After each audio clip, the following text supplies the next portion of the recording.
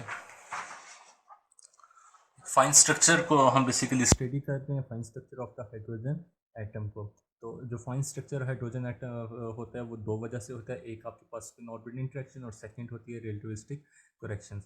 Spin orbit interaction हमने class में study की थी, यहाँ पे मैं आपको उसका थोड़ा सा रिव्यू दे देता हूँ कि स्पिन ऑर्बिट इंटरेक्शन बेसिकली आपके पास आती है जब इलेक्ट्रॉन अराउंड द न्यूक्लियस और अलोंग द प्रोटॉन मूव कर रहा होता है तो इलेक्ट्रिक फील्ड के साथ साथ उसे एक मैग्नेटिक फील्ड भी फील होती है। उस इफेक्टिव मैग्नेटिक फील्ड को हम देखते हैं इस रिलेशन से B is equal to -1/c² V cross E। V basically आपके पास इलेक्ट्रॉन की वेलोसिटी है। अब बीच में हम मैथमेटिक्स करते हैं जो हमने क्लास में की हुई है। वो सारी मैथमेटिक्स करने के बाद हमें एक हैमिल्टोनियन मिलता है जो कि ऑर्बिटल स्पिन और ऑर्बिटल एंगुलर मोमेंटम की हमें दे रहा होता है, रिलेशन दे रहा होता है। HSO GS म्यू BS, ये सारा रिलेशन आपके पास हैमिल्टोनियन है। अब यहाँ पे हमारे पास एक प्रॉब्लम आ गई है कि इस रिलेशन के थ्रू, हैमिल्टोनियन वाले रिलेशन के थ्रू जब हम एनर्जी स्प्लिटिंग को ऑब्जर्व करते हैं तो वो डबल होती है। कि हमें साइकिल लिखा gives energy splitting about twice as large as observed. तो इस प्रॉब्लम को हम ना देते हैं थॉमस प्रिसेशन प्रॉब्लम, और इस प्रॉब्लम को सॉल्व करते हैं किस तरह से कि जी एस को रिप्लेस कर देते हैं GS-1 के साथ। तो ये वाला जो हैमिल्टोनियन है वो इसकी नई फॉर्म ये बन जाएगी कूलम पोटेंशियल एनर्जी के through 1/r partial V partial R। ये वाली चीज़ हमने फाइंड आउट की है, ये आपको असाइनमेंट भी दी थी मैंने कि आपने ये चीज़ फाइंड आउट करनी है। 1/r partial V partial R इसकी इक्वल होता है GS-1 is equal to -1 is equal to 1 होता है।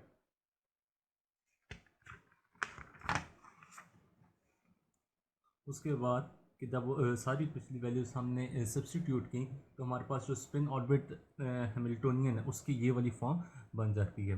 अब हमें पता है कि हैमिल्टोनियन के जो एक्सपेक्टेशन वैल्यू है वो हमें देगी एनर्जी। जब हम इस इक्वेशन सारी की एक्सपेक्टेशन वैल्यू देंगे तो रिलेशन इस तरह से बन जाएगा, क्योंकि ये वाली सारी टर्म्स जो ब्रैकेट में है ये सारे के सारे कॉन्स्टेंट्स हैं हमारे पास। इनकी तो एक्सपेक्टेशन वैल्यू हम ले नहीं सकते।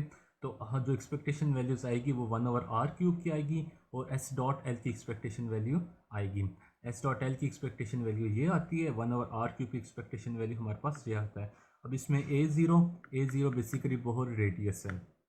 अब ये एक्सपेक्टेशन वैल्यूज़ S.L की 1/r³ की और HSO जो है ES spin orbital up to first order आ जाएगा। ESO जब इस सारी को हम तीनों वैल्यूज़ को यहाँ इस इक्वेशन में सब्सटीट्यूट करेंगे मेरे पास ये इक्वेशन आ जाएगी। इस इक्वेशन को मैंने नाम दे दिया इक्वेशन नंबर A का। अच्छा, उसके बाद हमने ये किया है, इसको आप छोड़ देंगे नहीं।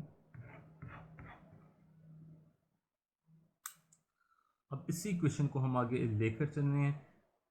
यहाँ पे एच कट स्केयर 2m सी स्केयर n³ A0³ था ना, तो A0³ से हम हमारे पास A0 स्केयर यहाँ पे ले आए A0 स्केयर और A0 यहाँ पे ले आए तो A0³ बन गया। n³ था n³ है, यहाँ पे n स्केयर आ गया और ये n इधर आ गया। हमने जस्ट रीअरेंजिंग की सारी की सारी इक्वेशन की। बाकी ये वाली टर्म एज इट इज़ है। इस टर्म के अंदर और कुछ चेंज हुआ स्वाइस के कि n0 इसमें से हम आधी टर्म बाहर लेकर गए तो हमारे पास n बच गया से n, बाकी टर्म वही है सारी। और दूसरा ये किया L+1/2 था, एलसीएम लिए तो 2L+1 डिवाइडेड बाई 2 हो गया। अब इस ये जो इक्वेशन इसके अंदर कुछ कॉन्स्टेंट्स है, कुछ वैल्यूज़ है जो हम पुट करेंगे। अल्फ़ा जो होता है फाइन स्ट्रक्चर कांस्टेंट ये इक्वल होता है H∗M⁴ A0 के। अब A0 जो बोहर रेडियस है उसकी ये वैल्यू है 4πε0 H²² इसी तरह En0 बोहर एनर्जी लेवल की जो आपके पास इक्वेशन है वो आती है, ये वाली आती है -साइन के साथ। अब जब यहाँ पे आप इसको सब्सटीट्यूट करोगे तो आपके पास जो नई इक्वेशन बन जाएगी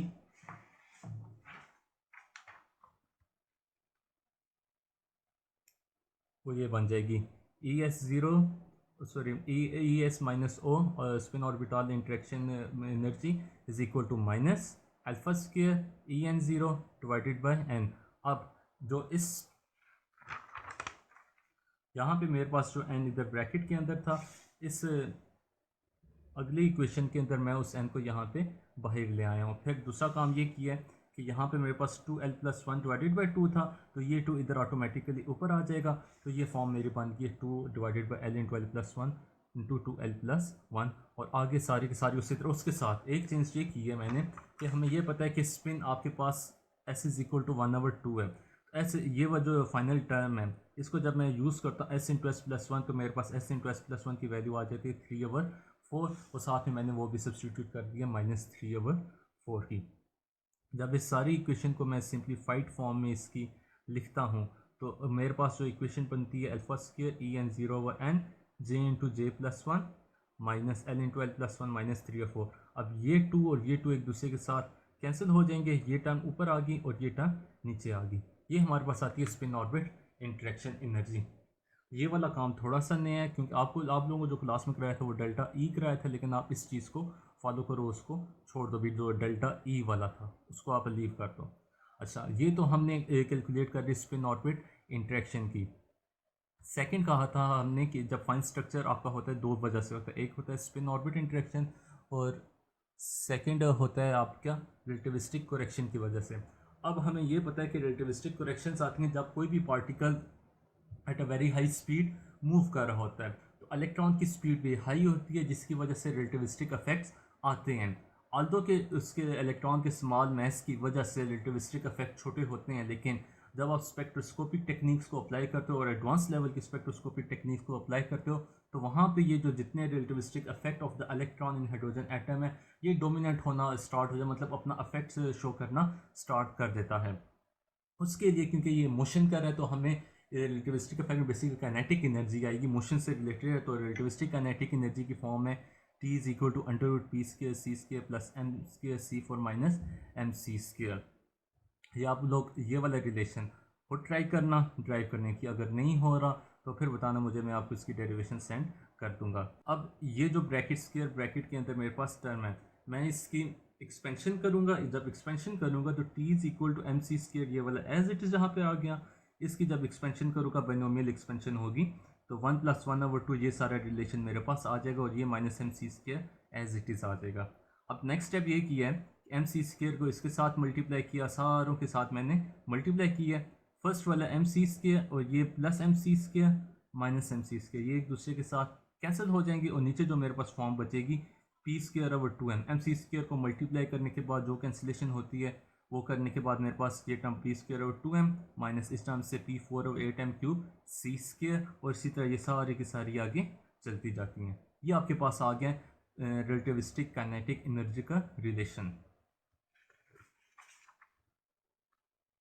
अच्छा, उसके बाद क्योंकि हम क्वांटम मैकेनिक्स में डील करना है, तो हैमिल्टोनियन की एक बहुत ज़्यादा इंपॉर्टेंस है। तो हैमिल्टोनियन होता है बेसिकली आपका kinetic energy plus the potential energy. तो यहाँ पे हमारे केस में जो पोटेंशियल एनर्जी है वो कूलम पोटेंशियल एनर्जी को हम लेकर चल रहे हैं। अगर मैं उसकी एक फॉर्म को लिखता हूँ, देखो टी वी को हमने e² और 4πε0 वो यहाँ पे लिख दिया। जो kinetic energy relativistic kinetic energy है मेरे पास, उसका रिलेशन ये आ रहा है t² और t4। जो हायर ऑर्डर टर्म्स है उसको हम कैंसिल इग्नोर कर देते हैं, कैंसिल नहीं करता, हम उसको इग्नोर कर देते हैं। जब इग्नोर करते हैं तो ये मेरे पास बन जाता है p²/2m, उससे अगली टर्म -p4/8m³ c²। ये वाली फर्स्ट और थर्ड टर्म जो है ये मेरे पास काइनेटिक एनर्जी को शो कर दिया है, -c² 4πε0 पोटेंशियल को शो कर दिया है। अब आप देखें जो आपका अनपर्टर्ब्ड हैमिल्टोनियन, जो सिंपलेस्ट फॉर्म में हैमिल्टोनियन होता है, वो ये वाली। तो ये क्योंकि हमारे पास रिलेटिविस्टिक करेक्शंस की वजह से आया, इसको हमने perturbed first order Hamiltonian because of relativistic corrections HR। ये जो परटर्ब्ड पार्ट है, इसको हमने इसके हैमिल्टोनियन को हमने नाम दे दिया HR का।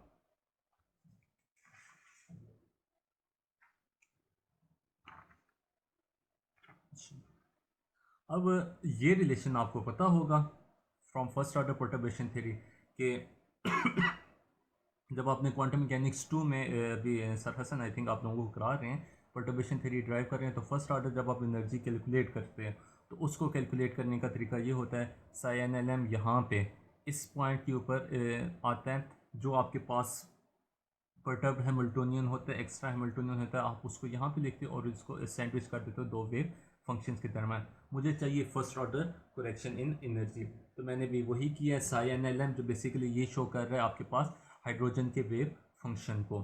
तो आप जब एच आर, अब इसमें यहाँ पे देखो आप एच आर की वैल्यू ये आ रही है -P4/8m³ c²। तो -1/8m³c² आपका यहाँ पे बाहर आ गया, क्योंकि ये सारे का सारा एज अ कॉन्स्टेंट है। P आपके पास ऑपरेटर है, तो P को आपने बीच में सेंडविच कर दिया P4। अब इस P4 को मैं इस फॉर्म में लिख सकता हूँ P² operator momentum operator, P basically आपके पास मोमेंटम ऑपरेटर है। अब इस P को मैं इस पे भी अप्लाई करता हूँ, इस P को मैं इस पे अप्लाई करता हूँ, तो मेरे पास एक फॉर्म ये बन जाती है P² sin LM P² sin LM। अब ये मेरे पास फर्स्ट ऑर्डर करेक्शन आ गई। इस इक्वेशन को मैंने नाम दे दिया इक्वेशन नंबर ई का। अनपर्टर्ब्ड श्रोडिंगर इक्वेशन को हम ये इस तरह से अनपर्टर्ब्ड सिंपल जो श्रोडिंगर इक्वेशन होती है हम उसको लिख सकते हैं P²/2m psi plus V psi is equal to E psi. अब मैथ में अलजेब्रिक प्रोसेस करने के बाद इसको हम P² is equal to 2m e minus V of psi. इस इक्वेशन को P² साई को जब मैं इक्वेशन नंबर ई के अंदर पुट करूँगा तो ये मेरे पास ER1 जो फर्स्ट ऑर्डर परटर्ब एनर्जी होगी वो बन जाएगी -1/8m³ c² इंटू 2m, इन दोनों का स्केयर लोगे 4m² A minus V whole square. आप इसका फार्मूला सिंपल फार्मूला ओपन करोगे होल स्केयर का, तो ये आपके पास फॉर्म बन जाएगी। तो आपके पास ये जो V है, V बेसिकली ये आप अपने माइंड में रखें कि ये V आपके पास कूलम पोटेंशियल एनर्जी है। ये जस्ट सिंपल आपके पास कूलम पोटेंशियल नहीं है, ये आपके पास कूलम पोटेंशियल एनर्जी है। उसकी वैल्यू आती है V is equal to -e²/4πε0r। एक दफ़ा फिर से मैं रिपीट करता हूँ कि ये आपके पास V जो है ये आपके पास कूलम पोटेंशियल नहीं है बल्कि कूलम पोटेंशियल एनर्जी है। अब हम क्या करेंगे, अब इसमें एक चीज़ याद रखें, हमने E की एक्सपेक्टेशन वैल्यू नहीं ली, इसलिए नहीं ली क्योंकि E एज आ एक कांस्टेंट है, total energy constant total energy है। V जो आपके पास कूलम पोटेंशियल एनर्जी है उसके अंदर एक टर्म आ जाती है आपके पास R की, और आपकी R की एक्सपेक्टेशन वैल्यू आप ले सकते हैं। तो हमने इसलिए जो एक्सपेक्टेशन वैल्यू है वो अराउंड द V ली है। जब मैं इस इक्वेशन को यहाँ पे सब्सटीट्यूट करता हूँ ER1 में, तो मेरे पास जो फॉर्म बनती है वो ये फॉर्म बन जाती है, 1/r भी आ गया, 1/r² भी आ गया। आगे simple expectation value of 1/r this one, 1/r², ये चीज़ आपके पास आ जाती है expectation value for 1/r and 1/r²। In expectation values को जब मैं इस इक्वेशन के अंदर सब्सटीट्यूट करूँगा तो मेरे पास एक ये फाइनल फॉर्म बनती है। अब इसमें आप ये वाला एक फार्मूला यूज़ करोगे, En0 is equal to -c²/4πε0 multiply by 1/2n² a0।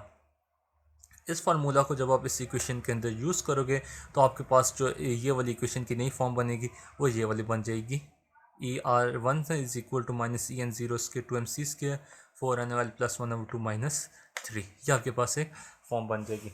अब जैसे हमने स्पिन ऑर्बिट इंटरेक्शन का जो फार्मूला मैंने कैलकुलेट किया था ये वाला, इसके अंदर मैंने α² और En0 की फॉर्म में लिखा था। तो आगे मैं अपने आसानी के लिए ये चाहता हूँ कि ये मेरे पास जो फॉर्म है En0 की फॉर्म, ये भी मेरे पास α² की फॉर्म में आ जाए, α² En0 की फॉर्म में।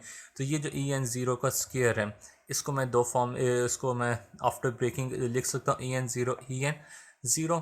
देन अब आप लोगों ने ये वाला यूज़ करना है relation En0 2mc² is equal to -α² 4n², और ये आप लोगों का होम टास्क भी है, ये वाली चीज़ आपने प्रूव करनी है। ये जो सर्कल सॉरी स्क्वायर में लिखा हुआ आपके पास ये चीज़ आपने प्रूव करनी है कि ये इसके इक्वल है या नहीं है।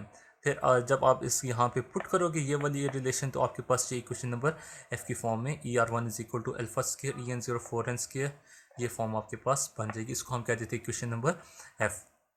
अब ये जो इक्वेशन नंबर F है ये रिप्रेजेंट कर रही है आपके पास रिलेटिविस्टिक करेक्शंस को, और ये जो इक्वेशन आपके पास B जो हम ESO निकाला था ये आपको रिप्रेजेंट कर रही है energy of the spin orbit interaction, जो जिसको हमने नाम दिया इक्वेशन नंबर B का। अब हम नेक्स्ट वीडियो में देखेंगे कि कैसे हम इस इक्वेशन नंबर F जो आपके पास रिलेटिविस्टिक एनर्जी करेक्शन की एनर्जी है और इक्वेशन नंबर B जो आपके पास स्पिन ऑर्बिट इंटरेक्शन की एनर्जी, उन दोनों को कैसे हम सम अप करके fine structure of the hydrogen atom को कैलकुलेट कर सकते हैं।